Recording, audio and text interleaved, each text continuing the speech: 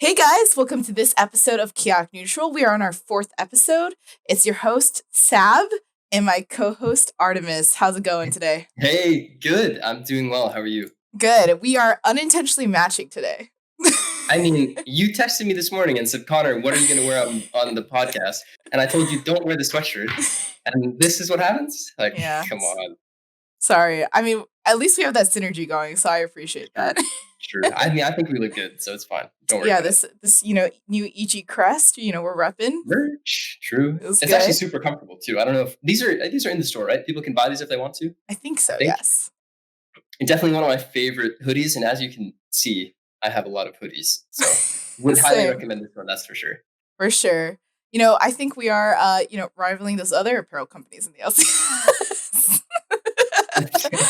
I mean, like with our hoodies, I sure, but like don't ever compare me to 100 Thieves again. That's yeah. I don't, I don't like that. It's pretty funny, yeah. So kind of want to take today to kind of talk about what's going on in the LCS, the LEC, esports in general. So let's kind of just dive right in. Let's do it. One of the hot topics that are happening this week that I kind of want to discuss with you, Artemis, and or the people listening, are the LEC versus the LCS broadcast. This has kind of been happening since week one, since we're all in quarantine. I want to know what's your thoughts on this kind of debate that's happening. I mean, I think the debate is just a big excuse for like NA this, NA that, NA lol. It's an old meme, it's a tired meme, and I think that everybody who's not from NA and even people from NA like kind of take every opportunity to just shit on NA just for being NA. So I think that this is just another example of that. But they shouldn't make it so easy. Like everything about the broadcast was like bad, I would say, at least for the first week. Like I thought the overlay was just unclear. I didn't think like the size was crazy or anything like that, but it was not like the information wasn't popping the way you'd expect it to. And for me, that was a little like it detracted from the viewing experience that like I am normally used to. Um, the sushi dragon thing is not my taste. I understand if you like that sort of thing, but for me, it's just totally jarring. Like I think of like esports. I know that I'm kind of the minority who sort of equates it to sports, but um, there's not like a huge difference for me, I guess. And when I see something like that on broadcast, I'm just like, what the f is like? What am I watching? So. And then not to mention all the technical difficulties, it was ridiculous. Like the Captain Flowers solo cast, though, was one of my favorite moments, that's for Super sure. cool. Because, yeah, if we didn't get these technical difficulties, we wouldn't see these cool solo casts. But it's just surprising. Like, I have high expectations of Riot, and I guess I was disappointed to see so many of these problems showing up in the first 2 weeks of broadcast because they are, they should be the best in the business. And if they're not, they should hire those people. So I was definitely disappointed because personally, I felt the quality of our games or just quality of games, at least between some of the teams, was actually pretty high. Mm-hmm. And it was a shame that the broadcast kind of took away from that because I think that we have some really good teams in North America right now. And it's a shame that that is kind of the understory and like the main story is the broadcast. What about you? How did you feel about it? Yeah, I mean, for me as a viewer, I think it is a little bit confusing to kind of digest the information on the overlay. Like I appreciate like them showing the actual gold score versus like to the 100 rounded up or whatever, but yeah, it's whatever all it like was. digits. Yeah, it's like I mean, I guess it doesn't really add too much to the casual viewer experience, I think. A lot of people who are watching don't need, an excess amount of information. They kind of just want to know what the game is going and how it's happening. And it doesn't really serve its purpose in that way. And I do agree with you. I think the segments, albeit creative, I think are kind of a miss for the general public. Mhm. But I do agree with your first point. I think it's really just people trying to make fun of LCS because it's NA and NA lol, like EU better than NA more than anything. It's not a deal breaker for me, but it could be improved for sure. I mean, it's kind of a deal breaker. Like Yeah. I thought it was literally unwatchable. Like Hmm. that's how bad it was. Just with mostly with just the production difficulties, like the actual technical difficulties. It was like the volume was too loud, the mix was off, like everything was just bad. There Yeah, wasn't that's any. true. There was literally no redeeming qualities to the broadcast, and that's just a shame. It's a shame. Like Mhm. I would rather just watch the replay file or anything else. So I really hope that they fix their shit because it is it's mine and many people's favorite pastime watching LCS. So hopefully they come back strong. Yeah, totally agree. And speaking of that, I know currently a lot of people are mentioning like, hey, the Twitch viewership has been down for the LCS. It must be because of this overlay. It must be because of these delays. But they're not looking at YouTube. And I think one of the biggest topics this week is Mixer kind of shutting down and collecting with FB and letting their creators go on different platforms such as Twitch, YouTube Gaming, and Facebook Gaming. What's the thoughts? I mean, they took the money and ran. That's my thoughts. Like, oh my goodness, this is one of the most successful heists in history. Yeah, I wish I had the details because I saw Richard Lewis had a tweet out that said that they had received their full payments Yes. and that they were also free to like look for other opportunities, whether it's Twitch or what have you. But like, I wish that we could have like the definition of full payments. Like, is Hmm. this the full value of the contract he signed, or is this like the full value of some like first term buyout? Like, what are we talking here? Like, how much money did they actually get away with? Because I think like for them, the what brought them to Mixer and what like drew them to Mixer was that they were going to get guaranteed income in the form of cash, Hmm. and that like their revenue wouldn't be tied to like donations and subs and all this because of they didn't really like what it was doing to their mental health, like that grind and just watching your follower count and everything go up and down. So this was like a way for them to get peace of mind, but the sacrifice was that they lost like their massive communities on Twitch and they lost like the best distribution channel for their live stream content. I don't think that they're even analogous. Like Twitch is really in a league of its own. So Hmm. the fact that they could take the money from Mixer, like how long did they have to do? It was been 6 months, right? It's like been pretty quick, maybe Yeah. less than a year, I think. Hmm. And so they didn't really have to like handle any of the downsides of their move. Like they're going to be right back on Twitch, I guarantee it.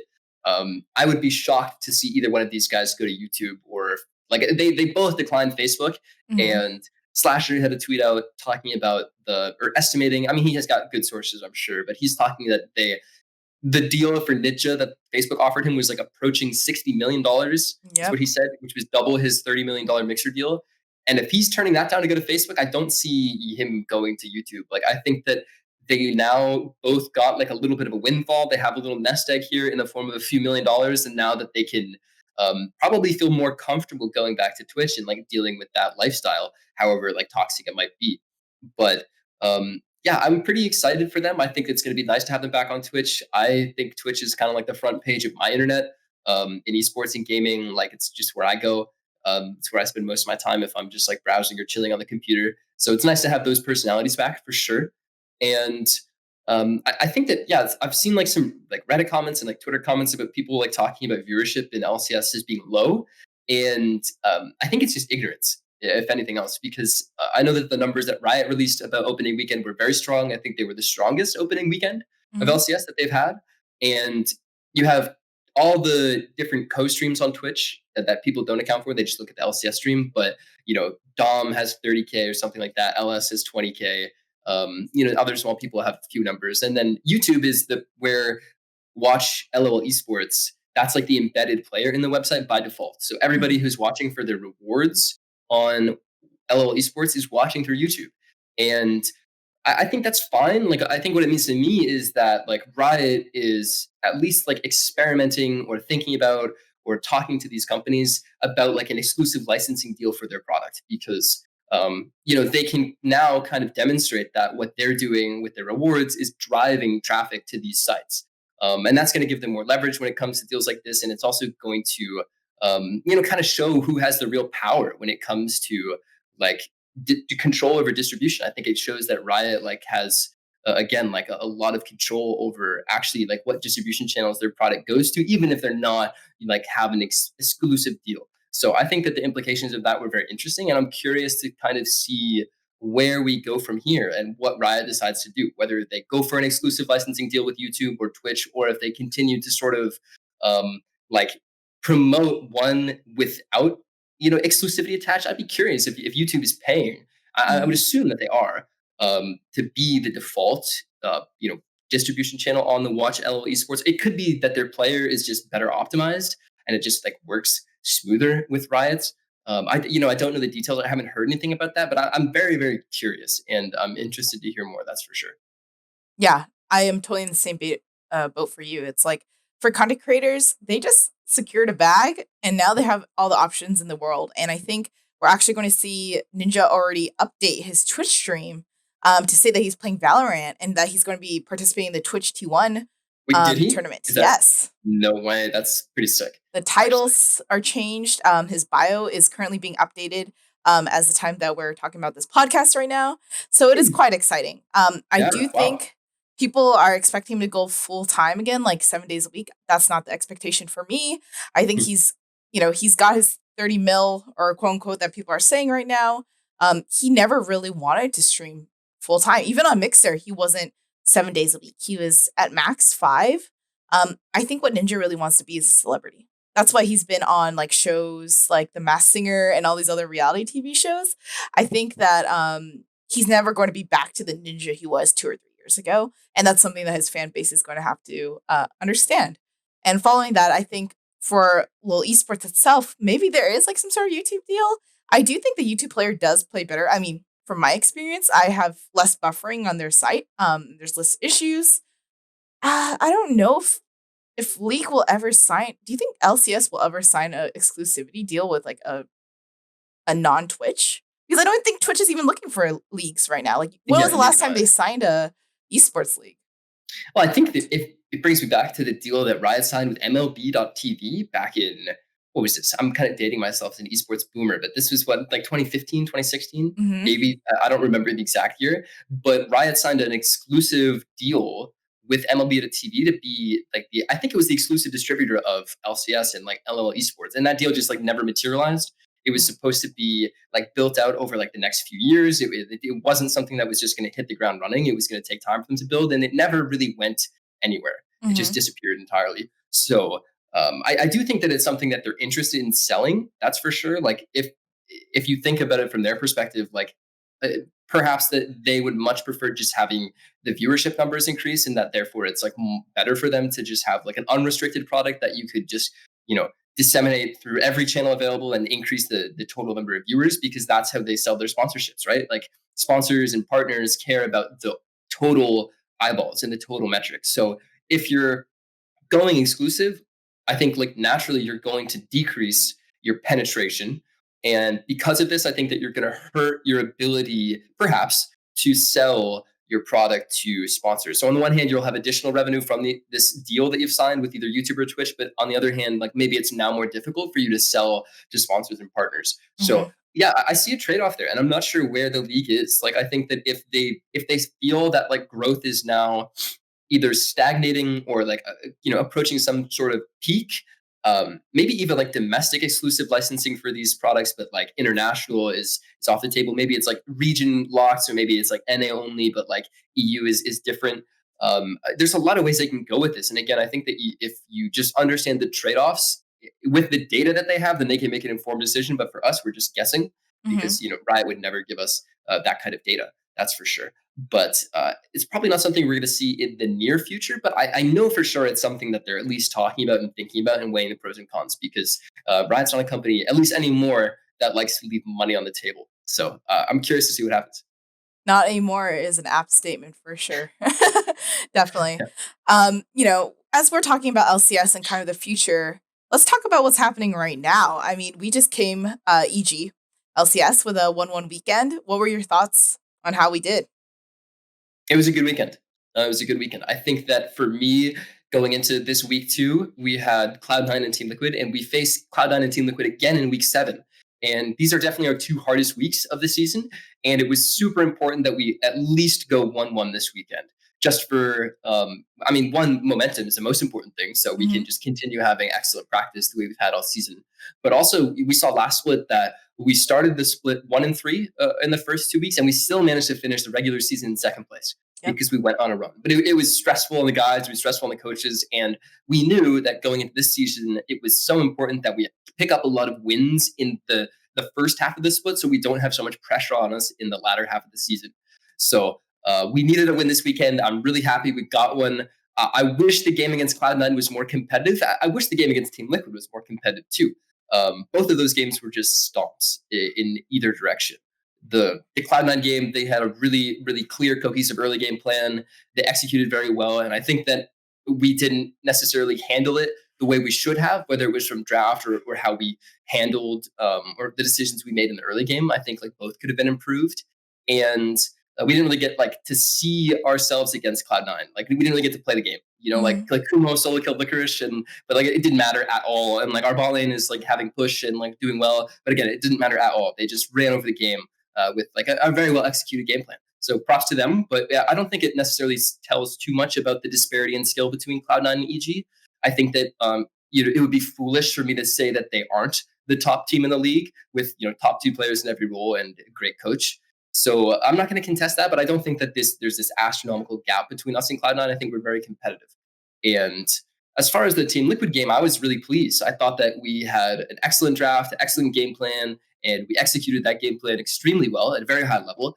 And we saw that in game. Team Liquid really had no answers to what we threw at them, whether it was draft or just gameplay. I think after Kumo TP's bottom and picks up that double kill, the game is essentially over right then and there. Mm-hmm. Like they really have no other play left besides maybe some sort of like cheese lane gank on the Braum who's got no flash, but they're never going to kill Flash Ghost TF with Trundle, and they're never going to kill Kumo who can now 2v1 on top.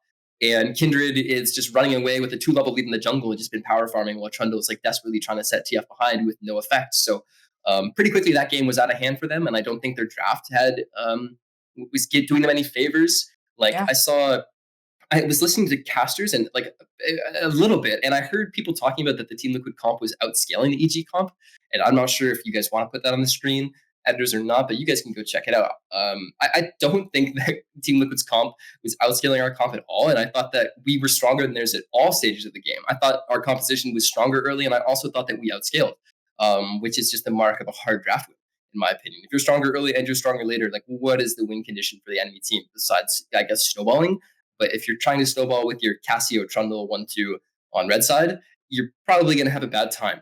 So I thought that their draft had a large part to do with their loss, similarly to how our draft had something to do with our loss against Cloud9.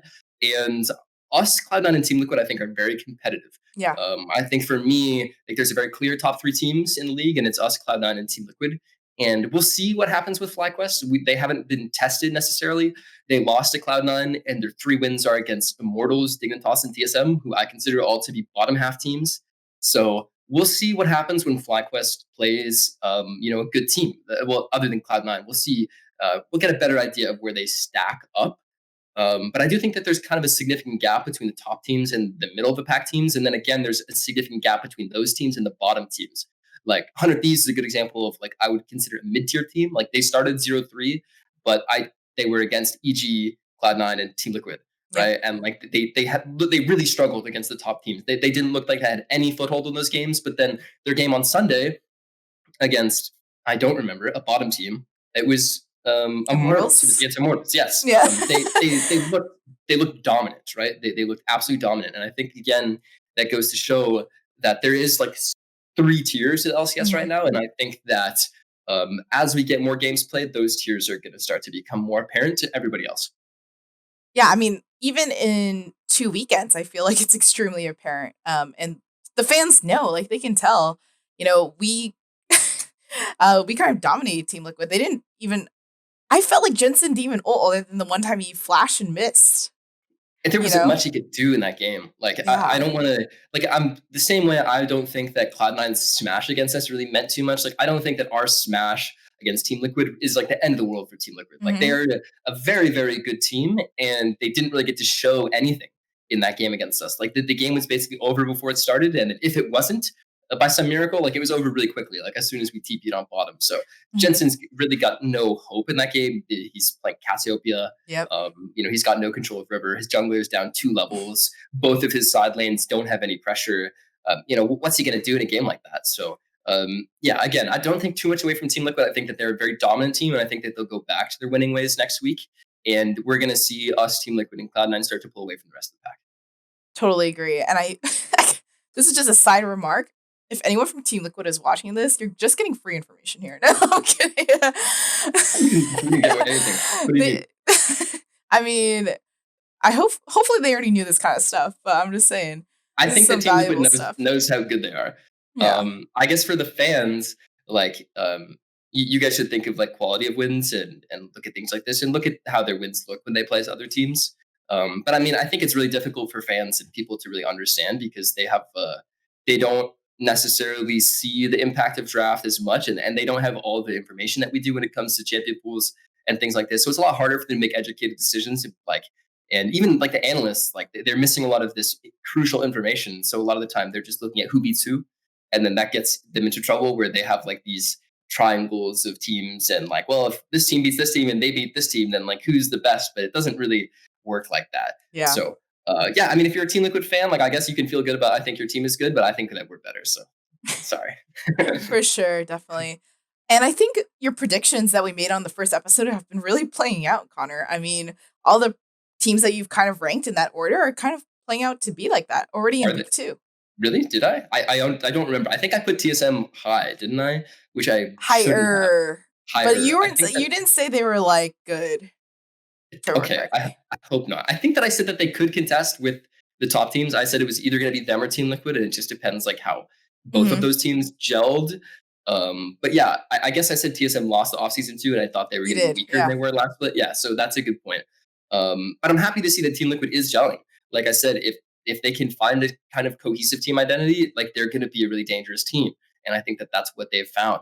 And again, for me, the really only the biggest wild card is FlyQuest. Like I genuinely don't really know. I guess CLG to an extent. I don't really know how good these teams are. I think that they have potential to be good teams, and I'm really interested to see how they look against the top teams on stage. Mhm. For sure. I mean, for me in FlyQuest, I think Solo's really given them a new identity. I think that he's been struggling this split actually. Like Mhm. he was somebody last split that they could definitely play to, and he like was somebody that like was going to be carrying their games. But I don't necessarily think he's had a really strong start to summer split. I'm sure by his own standards he would agree. Mhm. He's got high expectations of himself, and I think that he's always been more of like a late season or like playoff player. So I don't necessarily think that this is like a drop in his form. It could Mhm. be just a temporary slump. But I think that if they want to find their consistency, like they just have to play around PoE. And FlyQuest is all about PoE and Ignar and Santorin, and the three of them moving around the map and carrying the game. Mhm. And I think that Solo probably knows that. I think everyone on FlyQuest knows that. I think everybody on every team knows that that's how FlyQuest plays. Mhm. So he was a big upgrade for them, but I don't necessarily think he's like has much to do with their tactics when they play the game. I think they're very much a mid jungle support team, and then their AD carry and their top laner are just sort of like along for the ride in many of their games. Mhm. And actually, since you brought this up, I wanted to know what's your opinions on Santorin getting Player of the Week while Jack is tweeting, "Oh, the LCS is just kind of giving a like appreciation awards or something along those lines." I mean, Jack's kind of salty. I mean, I probably would be too if I was in Jack's shoes, right? Like if Yeah. I had the best team in the league and I viewed my players as the five best players, like I would be, really pissed when we weren't getting player of the week every week, especially when they're the only team to go 2-0 both weeks. Hmm. But at the same time, like I don't think Licorice is player of the week. Sorry, I sorry, Jack. mean, But Kumo kind like, of. I think it was Kumo. Yeah, like if we're gonna pick a top laner for player of the week, I think it's Kumo. Like he Yeah. solo killed Licorice in the game against Cloud9, and like Licorice didn't have much to do with them like doing anything in that game. Like Hmm. he had some decent shot blast combos in that game, but like you're gonna get solo killed by Kumo, like and the guy that like for all intents and purposes you should beat because like you're his senior on Cloud9, right? Yes. Yeah. You get solo killed by your like protege, and then Kumo comes in our next game against Team Liquid and absolutely demolishes the game. Like Yeah. TP spot for double kill, dives impact again, roams Hmm. mid, kills the mid laner, like takes mid turret, takes top turret, and like the game's over. And Kumo hard carried that game. So if you're gonna give player of the week to a top laner, give it to Kumo. Don't give it to Licorice. Yeah. But Exactly. I mean, they gotta do their thing. Like Riot sells stories, and the analysts are there to craft narratives, and that's it. Their strength is crafting narratives, and like it blows my mind that people are equate like casters and analysts with like having the same level of expertise as like coaches or players in the industry. Typically it's not quite there. Um, and for these reasons, like oftentimes their analysis isn't going to be as deep. And also like that deep level analysis isn't even marketable to like the majority of fans, right? So they have to keep things pretty high level, whether it's like by their own deficits or by the product that they're trying to sell. And with that, like you're going to get narratives instead of real player of the week. Like player of the week is like narrative of the week, right? That they should rename it to narrative of the week, and that would be a much better approximation for what the award is. I do think that like if we get into playoffs, like maybe near the end of the year, like we can start to actually have like true players of the week. But I mean, it's going to be boring if Cloud9 and EG win every player of the week award, right? And like Exactly. they have to kind of have some variety. Not taking any credit away from Santorin. I think that he's one of the best junglers in the league and he had a good weekend. But again, like FlyQuest wins were against Dignitas, Immortals, and TSM, Yep. right? Like, so I think that's all you need to say. Like, I mean, I could probably go out there. No, that's a bit too much, but Hey, I've seen your Blanc. It's really good. I'm not sure if I'm LCS ready, but I think that I'm not too impressed by going up and beating on bottom teams. I think that's exactly what FlyQuest has done this split so far. So I don't think that he's necessarily truly deserving of player of the week, but narrative of the week, absolutely. Take it away. I mean, I'm just saying that an Irene Camille, you Azir, and Greg Trundle could probably beat Immortals. How well our bot lane is playing. Like if Bang and Zazler are on form, and I just have to keep mid priority with my Azir, I think that I'd be fine. But I'd probably get solo killed at least 100 times by PoE. So I'm not sure the game would be playable. But Is he playing Ari though? it doesn't matter what he's playing. PoE's pretty good. He's better than me, that's for sure. All right. That's my fantasy league. I would choose you as my mid laner, Connor. Thank you, Sab. I'm glad that you have confidence in me, but you really shouldn't. I'm warning you right now. Please don't put me on your fantasy team. But if we're against FlyQuest or C9, I will switch you out with my bench player. Nice. Sounds good. Awesome. Perfect. Well, that's kind of it for this week. I really appreciate chatting with you as always. Super fun. I enjoyed it. And hopefully you guys are excited about EG. We're 3-1 right now, going into week 3 of LCS, and we're against TSM and Coach, Mortals? hello. God, I gotta look at my spreadsheet. But anyway, I'm really excited for the games this weekend. Hopefully you guys, TSM and Dignitas, excuse me. Oh, that'll be fun for you. It's gonna be a fun weekend. TSM, I have fond memories beating because of my time with Clutch Gaming last year. We beat them twice. We had to beat them in our quarterfinals match, which was super fun, and then we beat them again to qualify for Worlds. So I in my career, I don't think I've ever lost to TSM in like an important match. Not that this is a super important match, but I'm confident against them. Mhm. And then Dignitas, I can't wait to beat up on Dignitas. That's for sure. They probably don't have a chance in that matchup as long as we execute well. And yeah, I'm excited to keep building momentum in practice this week, and hopefully get a 2-0 next weekend. Likewise. Well, thanks guys for listening as well, and we'll talk to you guys soon. Bye, Bye. guys.